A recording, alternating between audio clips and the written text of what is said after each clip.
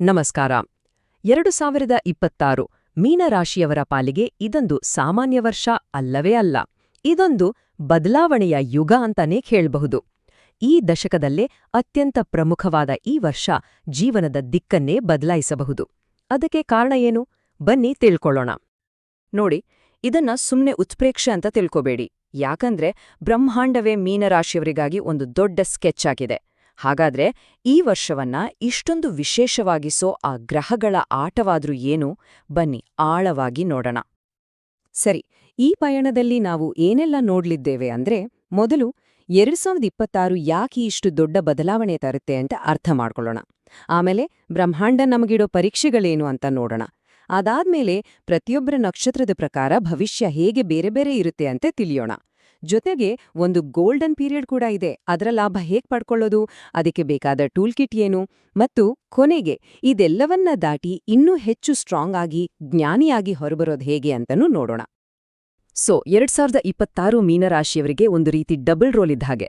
ಒಂದು ಕಡೆ ಶಿಸ್ತು, ತಾಳ್ಮೆ ಎಲ್ಲವನ್ನೂ ಪರೀಕ್ಷೆ ಮಾಡೋಕೆ ಒಂದು ದೊಡ್ಡ ಕಾಸ್ಮಿಕ್ ಟೆಸ್ಟ್ ಇದೆ. ಆದ್ರೆ ಇನ್ನೊಂದು ಕಡೆ ಗುರುಗ್ರಹದ ರೂಪದಲ್ಲಿ ಒಂದು ದೈವೀ ಕವಚ ಕೂಡ ರಕ್ಷಣೆಗೆ ನಿಲ್ಲುತ್ತೆ. ಈ ಎರಡು ಶಕ್ತಿಗಳ ನಡುವಿನ ಆಟವೇ ಈ ಇಡೀ ವರ್ಷದ ಕಥೆ. ಸರಿ, ಈಗ ವರ್ಷದ ಕಠಿಣ ಭಾಗಕ್ಕೆ ಬರೋಣ. ಎರಡು ಪವರ್ಫುಲ್ ಗ್ರಹಗಳು ಅಂದ್ರೆ ಶನಿ ಮತ್ತು ರಾಹು ಒಂದ್ರೀತಿ ಪ್ರೆಷರ್ ಹಾಕೋಕೆ ರೆಡಿಯಾಗಿದ್ದಾವೆ. ಇದನ್ನ ಕಾಸ್ಮಿಕ್ ಪ್ರೆಷರ್ ಕುಕ್ಕರ್ ಅಂತಾನೆ ಕರಿಬಹುದು. ಹಾಗಾದ್ರೆ ಆ ಪ್ರೆಷರ್ ಏನು? ಅದನ್ನ ನಿಭಾಯಿಸೋದು ಹೇಗೆ? ಈ ವರ್ಷದ ಕೇಂದ್ರ ಬಿಂದುವೆ ಜನ್ಮ ಶನಿ. ಕೇಳಿದ ತಕ್ಷಣ ಸ್ವಲ್ಪ ಭಯ ಆಗಬಹುದು. ಇದು 7.5 ವರ್ಷಗಳಲ್ಲೇ ಅತ್ಯಂತ ಪೀಕ್ ಸ್ಟೇಜ್. ಅಂದ್ರೆ ಶನಿದೇವ ನೇರವಾಗಿ ಮೀನರಾಶಿಯಲ್ಲೇ ಬಂದು ಕೂರುತ್ತಾನೆ. ಇದರಿಂದ ಏನಾಗುತ್ತೆ? ಆರೋಗ್ಯ, ಮನಃಶಾಂತಿ, ಆತ್ಮವಿಶ್ವಾಸ ಎಲ್ಲದರ ಮೇಲೂ ನೇರವಾದ ಪ್ರೆಷರ್ ಬೀಳುತ್ತೆ. ಇದೊಂದು ರೀತಿ ತಾಳ್ಮೆಯ ಅಗ್ನಿ ಪರೀಕ್ಷೆ ಇದ್ದ ಹಾಗೆ. ಇಲ್ಲಿ ಒಂದು ಟ್ವಿಸ್ಟ್ ಇದೆ. ಈ ಪ್ರೆಷರ್ ಬರೀ ಒಂದೇ ಕಡೆಯಿಂದ ಬರೋದಿಲ್ಲ. ಶನಿದೇವರು ಫ್ರಂಟಿಂದ ಬಂದು ಪರೀಕ್ಷೆ ಮಾಡಿದ್ರೆ, ರಾಹು ತೆರೆಮರೆಯಲ್ಲಿ ತನ್ನ ಆಟ ಆಡ್ತಾನೆ. ಇದರಿಂದ ಏನಾಗ್ಬೋದು ಅಂದ್ರೆ, ಇದ್ದಕ್ಕಿದ್ದಾಗೆ ಖರ್ಚುಗಳು, ರಾತ್ರಿ ನಿದ್ದೆ ಬಾರ್ದಿರೋದು, ಮನ್ಸಲ್ಲಿ ಗೊಂದಲ, ಈ ಥರದ ಸಮಸ್ಯೆಗಳು ಶುರುವಾಗಬಹುದು. ಒಂಥರ ಎರಡೂ ಕಡೆಯಿಂದ ಬ್ಲಾಕ್ ಆದ ಹಾಗೆ ಫೀಲ್ ಆಗಬಹುದು. ಹಾಗಾದ್ರೆ ಒಂದು ಮುಖ್ಯವಾದ ಪ್ರಶ್ನೆ ಬರುತ್ತೆ. ವರ್ಷವಿಡೀ ಹೀಗೆ ಇರುತ್ತಾ, ಅಥವಾ ನಾವು ತುಂಬಾನೇ ಎಚ್ಚರಿಕೆಯಿಂದ ಇರಬೇಕಾದ ಕೊಯ್ ನಿರ್ದಿಷ್ಟ ಸಮಯ ಇದೆಯಾ? ಹೌದು, ಖಂಡಿತ ಇದೆ. ನಿಮ್ಮ ಕ್ಯಾಲೆಂಡರ್ನಲ್ಲಿ ಏಪ್ರಿಲ್ 2ರಿಂದ ಮೇ 11ವರೆಗೂ ಒಂದು ರೆಡ್ ಅಲರ್ಟ್ ಅಂತಾನೆ ಮಾರ್ಕ್ ಮಾಡಿ ಇಟ್ಕೊಳ್ಳಿ. ಯಾಕೆ ಅಂದ್ರೆ ಈ ಸಮಯದಲ್ಲಿ ಕೋಪದ ಕಾರಕ ಮಂಗಳ ಮತ್ತು ಶಿಸ್ತಿನ ಶನಿ ಒಂದೇ ಮನೆಯಲ್ಲಿ ಸೇರ್ತಾರೆ. ಈ ಕಾಂಬಿನೇಷನ್ ಅಪಘಾತ, ಜಗಳ ಅಥವಾ ದಿಢೀರ್ ಆರೋಗ್ಯ ಸಮಸ್ಯೆಗಳನ್ನ ತರಬಹುದು. ಹಾಗಾಗಿ ಈ ಸಮಯದಲ್ಲಿ ಪ್ರತಿಯೊಂದು ಹೆಜ್ಜೆಯನ್ನು ತುಂಬಾನೇ ಎಚ್ಚರಿಕೆಯಿಂದ ಇಡ್ಲೇಬೇಕು. ಸರಿ, ಇಲ್ಲಿವರೆಗೆ ನಾವು ನೋಡಿದ್ದು ಮೀನರಾಶಿಯ ಒಂದು ಜನರಲ್ ಚಿತ್ರಣ. ಆದ್ರೆ ಮೀನರಾಶಿಯಲ್ಲಿರೋ ಎಲ್ಲರಿಗೂ ಒಂದೇ ರೀತಿಯಾಗುತ್ತಾ? ಇಲ್ಲ. ನಿಮ್ಮ ಜನ್ಮ ನಕ್ಷತ್ರ ಯಾವುದು ಅನ್ನೋದ್ರ ಮೇಲೆ ಈ ಗ್ರಹಗಳ ಪ್ರಭಾವ ಬದಲಾಗುತ್ತೆ. ಹಾಗಾದ್ರೆ ಬನ್ನಿ, ಮೀನರಾಶಿಯ 3 ಮುಖ್ಯ ನಕ್ಷತ್ರಗಳಾದ ಪೂರ್ವ ಭಾದ್ರಪದ, ಉತ್ತರ ಭಾದ್ರಪದ ಮತ್ತು ರೇವತಿ ಇವರಿಗೆ ಈ ವರ್ಷ ಹೇಗಿರ್ಲಿದೆ ಅಂತ ಪ್ರತ್ಯೇಕವಾಗಿ ನೋಡೋಣ. ಹೌದು, ಮೀನರಾಶಿ ಅಂದ್ರೆ ಈ 3 ನಕ್ಷತ್ರಗಳ ಸಮೂಹ: ಪೂರ್ವ ಭಾದ್ರಪದ, ಉತ್ತರ ಭಾದ್ರಪದ ಮತ್ತು ರೇವತಿ. 2026ರ ಅನುಭವ ಈ ಪ್ರತಿಯೊಂದು ನಕ್ಷತ್ರದವರಿಗೂ ನಿಜಕ್ಕೂ ವಿಭಿನ್ನವಾಗಿರುತ್ತೆ. ಹಾಗಾದ್ರೆ ನಿಮ್ಮ ನಕ್ಷತ್ರಕ್ಕೆ ಈ ವರ್ಷ ಏನ್ ಕಾದಿದೆ?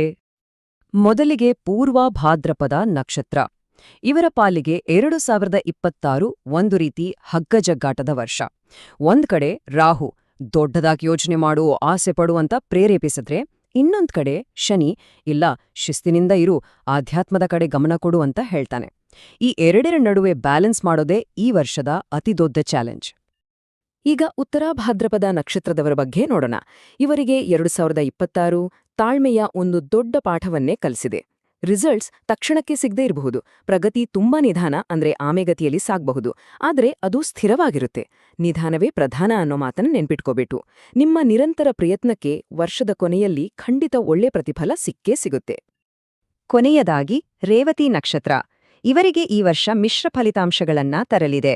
ಅಂದರೆ ಎಲ್ಲವೂ ನಿಮ್ಮ ನಕ್ಷತ್ರದ ಪಾದದ ಮೇಲೆ ನಿಂತಿದೆ. ಉದಾಹರಣೆಗೆ, ಮೊದಲ ಪಾದದಲ್ಲಿ ಜನಿಸಿದವರು ಕೆರಿಯರ್ ವಿಷಯದಲ್ಲಿ ತುಂಬಾ ಜಾಗರೂಕರಾಗಿರಬೇಕು. 2ನೇ ಪಾದದವರು ಆರೋಗ್ಯ ಮತ್ತು ಹಣಕಾಸಿನ ಬಗ್ಗೆ ಎಚ್ಚರಿಕೆ ವಹಿಸಬೇಕು. ಆದರೆ 3ನೇ ಪಾದದವರಿಗೆ ಆಸ್ತಿಯಿಂದ ಲಾಭವಾಗುವ ಸಾಧ್ಯತೆ ಇದೆ. ಇದು ನಿಜಕ್ಕೂ ಒಂದು ಬ್ಯಾಲೆನ್ಸಿಂಗ್ ಆಕ್ಟ್.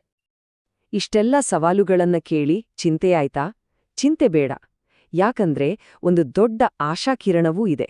ಅದುವೇ ಮೀನರಾಶಿಯ ಅಧಿಪತಿ ಗುರುಗ್ರಹ. ಗುರು ಒಬ್ಬ ದೈವಿಕ ರಕ್ಷಕನ ಹಾಗೆ ಎಂಟ್ರಿ ಕೊಡ್ತಾನೆ. ಹಾಗಾದ್ರೆ ಈ ಕಷ್ಟದ ಸಮಯದಲ್ಲಿ ಗುರು ಹೇಗೆ ನಮ್ಮ ಕೈ ಹಿಡಿಯುತ್ತಾನೆ? ಈ ಟೈಮ್ಲೈನ್ ಅನ್ನ ಸ್ವಲ್ಪ ಗಮನ ಇಟ್ಟು ನೋಡಿ. ಇದರಲ್ಲಿ ಜೂನ್ 2ರಿಂದ ಅಕ್ಟೋಬರ್ 30ರವರೆಗಿನ ಸಮಯ. ಇದನ್ನ ಗೋಲ್ಡನ್ ಪೀರಿಯಡ್ ಅಂತಾನೆ ಹೇಳ್ಬಹುದು. ಯಾಕಂದ್ರೆ ಈ ಸಮಯದಲ್ಲಿ ಗುರು ತನ್ನ ಅತ್ಯುಚ್ಚ ಸ್ಥಾನದಲ್ಲಿರ್ತಾನೆ. ಇದರಿಂದ ಶನಿ ಮತ್ತು ರಾಹುವಿನ ನೆಗೆಟಿವ್ ಎಫೆಕ್ಟ್ಸ್ ಕಡಿಮೆಯಾಡಿ ಅದ್ಭುತ ಅವಕಾಶಗಳ ಹೊಸ ಬಾಗಿಲುಗಳು ತೆರೆದುಕೊಳ್ತವೆ. ಹಾಗಾದ್ರೆ ಈ ಸುವರ್ಣಾವಧಿಯಲ್ಲಿ ಏನೇನೆಲ್ಲ ಒಳ್ಳೇದಾಗತ್ತೆ? ಮೊದಲನೇದಾಗಿ, ಇದು ನಮ್ಮ ಸುತ್ತ ಒಂದು ರಕ್ಷಣಾ ಕವಚದ ಹಾಗೆ ಕೆಲಸ ಮಾಡುತ್ತೆ. ನಮ್ಮ ಬುದ್ಧಿಶಕ್ತಿ, ಇಂಟ್ಯೂಷನ್ ಎಲ್ಲವೂ ಜಾಸ್ತಿ ಆಗತ್ತೆ. ವಿದ್ಯಾರ್ಥಿಗಳಿಗೆ ಪರೀಕ್ಷೆಗಳಲ್ಲಿ ಯಶಸ್ಸು ಸಿಗುತ್ತೆ. ಕುಟುಂಬದಲ್ಲಿ ಸಂತೋಷದ ವಾತಾವರಣ ಇರುತ್ತೆ. ಎಲ್ಲಕ್ಕಿಂತ ಮುಖ್ಯವಾಗಿ ಸಾಡೆಸಾತಿಯ ಪ್ರೆಷರನ್ನ ನಿಭಾಯಿಸೋಕೆ ಬೇಕಾದ ಆಧ್ಯಾತ್ಮಿಕ ಜ್ಞಾನ ಮತ್ತು ಧೈರ್ಯ ಸಿಗುತ್ತೆ. ಸರಿ, ಏನೆಲ್ಲ ಆಗತ್ತೆ ಅಂತ ಗೊತ್ತಾಯ್ತು. ಆದ್ರೆ ನಾವೇನ್ ಮಾಡ್ಬೇಕು? ಸುಮ್ನೆ ಕೂತ್ರೆ ಆಗಲ್ಲ ಅಲ್ವಾ? ಹಾಗಾದ್ರೆ ಈ ವರ್ಷವನ್ನ ಯಶಸ್ವಿಯಾಗಿ ಪಾರ್ ಮಾಡಕ್ಕೆ ನಮ್ಗೆ ಬೇಕಾದ ಒಂದು ಟೂಲ್ ಕಿಟ್ ಬಗ್ಗೆ ಈಗ ಮಾತಾಡೋಣ. ಇದರಲ್ಲಿ ಆಧ್ಯಾತ್ಮಿಕ ಪರಿಹಾರಗಳು ಮತ್ತು ದೈನಂದಿನ ಜೀವನ ಶೈಲಿಯ ಬದಲಾವಣೆಗಳು ಎರಡೂ ಇವೆ. ನೋಡಿ, ಇಲ್ಲಿ ಪ್ರತಿಯೊಂದು ಗ್ರಹದ ಚಾಲೆಂಜ್ಗೆ ಒಂದು ಸ್ಪೆಸಿಫಿಕ್ ಆಧ್ಯಾತ್ಮಿಕ ಪರಿಹಾರ ಇದೆ. ಉದಾಹರಣೆಗೆ, ಶನಿಯಿಂದ ಬರುವ ಒತ್ತಡವನ್ನ ಕಡಿಮೆ ಮಾಡ್ಕೊಳ್ಳೋಕೆ ಪ್ರತಿದಿನ ಮಹಾಮೃತ್ಯುಂಜಯ ಮಂತ್ರ ಅಥವಾ ಹನುಮಾನ್ ಚಾಲೀಸ ಹೇಳಿ. ರಾಹುವಿನಿಂದ ಬರುವ ಗೊಂದಲ, ನಿದ್ರಾಹೀನತೆಗೆ ದುರ್ಗಾದೇವಿಯ ಪೂಜೆ ಮಾಡಿ. ನಮ್ಮ ರಕ್ಷಾ ಕವಚವಾದ ಗುರುವನ್ನ ಇನ್ನಷ್ಟು ಬಲಪಡಿಸಲು ವಿಷ್ಣು ಸಹಸ್ರನಾಮ ಪಠಿಸಿ. ಇನ್ನು ಆ ಏಪ್ರಿಲ್-ಮೇ ತಿಂಗಳ ಅಪಾಯದ ಸಮಯದಲ್ಲಿ ಹನುಮಾನ್ ಚಾಲೀಸ ಪಠಣ ಮಾಡೋದು ತುಂಬಾನೇ ಸಹಾಯ ಮಾಡುತ್ತೆ. ಆದ್ರೆ ನೆನ್ಪಿಡಿ, ಬರೀ ಪೂಜೆ ಮಂತ್ರ ಅಷ್ಟೇ ಸಾಲ್ದು. ನಮ್ಮ ಜೀವನ ಶೈಲಿ ಕೂಡ ಅಷ್ಟೇ ಮುಖ್ಯ. ಶನಿದೇವರಿಗೆ ಶಿಸ್ತು ಅಂದ್ರೆ ತುಂಬಾ ಇಷ್ಟ. ಹಾಗಾಗಿ ಒಂದು ಸರಿಯಾದ ದಿನಚರಿಯನ್ನು ರೂಢಿಸಿಕೊಳ್ಳಿ. ಪ್ರತಿದಿನ ಕನಿಷ್ಠ 10 ನಿಮಿಷವಾದ್ರೂ ಧ್ಯಾನ ಮಾಡಿ. ಸರಳವಾದ ವ್ಯಾಯಾಮ, ವಾಕಿಂಗ್ ಮಾಡಿ. ಜೊತೆಗೆ ನಿಸ್ವಾರ್ಥ ಸೇವೆ ಅಂದ್ರೆ ಹಿರಿಯರಿಗೆ, ಕಷ್ಟದಲ್ಲಿರುವವರಿಗೆ ಸಹಾಯ ಮಾಡಿ. ಈ 4 ಅಭ್ಯಾಸಗಳು ಶನಿಯ ನೆಗೆಟಿವ್ ಎನರ್ಜಿಯನ್ನು ಪಾಸಿಟಿವ್ ಆಗಿ ಬದಲಾಯಿಸೋಕೆ ಇರುವ ಬೆಸ್ಟ್ ದಾರಿಗಳು. ಏನ್ ಮಾಡ್ಬೇಕು ಅಂತ ನೋಡಿದ್ವಿ, ಆದ್ರೆ ಏನ್ ಮಾಡ್ಬಾರ್ದು ಅನ್ನೋದು ಅದಕ್ಕಿಂತಲೂ ಮುಖ್ಯ. ಈ ವರ್ಷ ರಿಸ್ಕಿಯಾಗಿರೋ ಹೊಸ ಬಿಸ್ನೆಸ್ ಶುರು ಮಾಡೋಕ್ ಹೋಗ್ಬೇಡಿ. ಯಾರಿಗೂ ದುಡ್ಡಿನ ಗ್ಯಾರಂಟಿ ಕೊಡ್ಬೇಡಿ. ದೊಡ್ಡ ದೊಡ್ಡ ಲೋನ್ ತಗೋಬೇಡಿ. ಹಾಗಂತ ಪೂರ್ತಿಯಾಗಿ ಒಬ್ಬಂಟಿಯಾಗ್ಬೇಡಿ. ಕೋಪದಲ್ಲಿ ರಿಯಾಕ್ಟ್ ಮಾಡೋ ಬದಲು ಸ್ವಲ್ಪ ಯೋಚಿಸಿ ಮಾತಾಡಿ. ಸಣ್ಣ ಪುಟ್ಟ ಆರೋಗ್ಯ ಸಮಸ್ಯೆಗಳನ್ನು ಕೂಡ ನಿರ್ಲಕ್ಷ್ಯ ಮಾಡ್ಲೇಬೇಡಿ. ಸಿಂಪಲ್ ಆಗಿ ಹೇಳೋದಾದ್ರೆ, ಇದು ರಿಸ್ಕ್ ತಗೊಳ್ಳೋ ವರ್ಷ ಅಲ್ಲ, ಬದಲಿಗೆ ಇರೋದನ್ನ ಭದ್ರಪಡಿಸ್ಕೊಳ್ಳೋ ವರ್ಷ. ಹಾಗಾದ್ರೆ ಈ ಎಲ್ಲ ಕಷ್ಟಗಳು, ಪರೀಕ್ಷೆಗಳು, ಇದರ ಹಿಂದಿನ ಅಸಲಿ ಉದ್ದೇಶವಾದರೂ ಏನು? ಯಾಕೆಷ್ಟೆಲ್ಲ? ಉತ್ತರ ತುಂಬಾ ಸರಳವಾಗಿದೆ. ಪರಿವರ್ತನೆ. ನಿಮ್ಮನ್ನು ಇನ್ನಷ್ಟು ಸ್ಟ್ರಾಂಗ್, ಇನ್ನಷ್ಟು ಬುದ್ಧಿವಂತರನ್ನಾಗಿ ಮಾಡುವುದೇ ಇದರ ಉದ್ದೇಶ. ಈ ಒಂದು ಮಾತು 2026ರ ಇಡೀ ಚಿತ್ರಣವನ್ನೇ ಕೊಡುತ್ತೆ. ನೀವು ಒತ್ತಡಕ್ಕೆ ಸಿಕ್ಕಿದ ವಜ್ರದ ಹಾಗೆ. ಶನಿದೇವ ಶಿಕ್ಷೆ ಕೊಡುತ್ತಿಲ್ಲ, ಬದಲಿಗೆ ನಿಮ್ಮಲ್ಲಿರೋ ಕಲ್ಮಶಗಳನ್ನ ತೆಗೆದು ನಿಮ್ಮ ನಿಜವಾದ ಶಕ್ತಿಯನ್ನ, ಹೊಳಪನ್ನ ಹೊರತರಲು ಸಹಾಯ ಮಾಡ್ತಿದ್ದಾನೆ. ಇದನ್ನ ನೆನಪಿಡಿ. ಪ್ರತಿಯೊಂದು ಸವಾಲಿನ ಕೊನೆಯಲ್ಲೂ ಲಾಸ್ಟ್ ಮಿನಿಟ್ನಲ್ಲಾದ್ರೂ ಸರಿ, ದೈವಿಕ ಸಹಾಯ ಬಂದೇ ಬರುತ್ತೆ. ಸೊ 2026ರ ಸವಾಲುಗಳು ನಿಮ್ಮನ್ನ ಮುರಿಯೋಕೆ ಬರ್ತಿಲ್ಲ, ಬದಲಿಗೆ ಕರಗಿಸಿ ಹೊಸದಾಗಿ ರೂಪಿಸೋಕೆ ಬರ್ತಿವೆ.